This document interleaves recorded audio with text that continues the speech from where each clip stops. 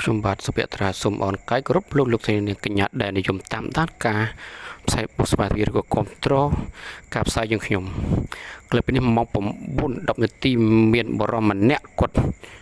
យកកំបិតមកចង់ចាក់សម្រាប់ខ្លួនឯងអាកកផងចាក់ផងឥឡូវប្រជាស្ថិតនៅនឹងនៅទួលស្កែយើងហ្នឹងទួលស្កែយើងហ្នឹង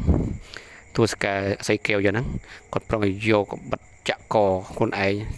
ប៉ុន្តែអត់ទាន់ស្លាប់ទេនៅជំនាញយ៉ាងណាឡើយហើយក៏ត្រូវនៅថ្ងៃទី23ខែមិនិនាឆ្នាំ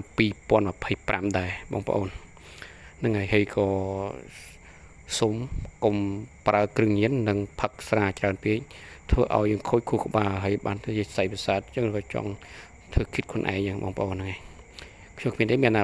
ប៉ុណ្្នឹងគាត់ថាសូមឲ្យបងប្អូនកុំផឹកសារច្រើននិងប្រើគ្រឿងញៀនច្រើនពេកកុំឲ្យប៉ះពាល់ដល់ខួរក្បាលបងប្អូនចុះពេលអញ្ចឹងទៅវាអាចធ្វើឲ្យមានបញ្ហាឥឡូវអាជ្ញាធរគាត់មកដល់ហើយហ្នឹងហើយអាជ្ញាធរមានជួយអន្តរាគមន៍ចាប់គាត់អីក៏ឃុំគាត់ឬក៏បញ្ហាហ្នឹងទៅហ្នឹងហើយឥឡូវអត់មានណានៅក្បែរគាត់ទេព្រោះឲ្យខ្លាចគាត់មានកបិតអញ្ចឹងទាំងខ្ញុំទាំងគេក៏ខ្លាចដែរបញ្ហាកបិតបើមានកបិតអញ្ចឹងទាំងខ្ញុំទាំងគេក៏ខ្លាចដែរអត់ហ្នឹងហើយអរគុណសម្រាប់លាដែលនិយមតាមដានការផ្សាយសុភ័ត្រាយើងខ្ញុំដែរហ្នឹងហើយសូមអរគុណច្រើនដែលគ្រប់គ្រងជួយ like ជួយ share ខ្ញុំបាទផងខ្ញុំនឹងយកព័ត៌មានផ្សេងៗទៀតឲ្យបងប្អូនទស្សនាបន្តទៀតហ្នឹងហើយមានចាំវគ្គបន្តតើគាត់នឹងចាប់ប៉ូលីសអាជ្ញាធរចាប់គាត់បានអត់ចាំមើលហើយគាត់ប្រងចេញក្បាច់គុណពេញទឹកពេញដីហ្នឹងឥឡូវប្រជាពលរដ្ឋនៅក្បែរនឹងព្រាតនៅឈរចាំមើលគាត់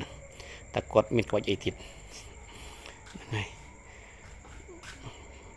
ហើយជូនពរឲ្យអាជ្ញាធរចាប់គាត់បានទៅមកទៅពិបាកណាស់គាត់ញ៉ាំយ៉ាងតែខ្ញុំនឹងគេក៏អត់ហ៊ានទីក្បែរដែរបើគាត់លេងចងយ៉ាងលេងសាកបិតស្អីចឹងមានប៉ុណ្ណឹងមានណាឃើញអីទេអរគុណច្រើនរៀបលាបាយបាយ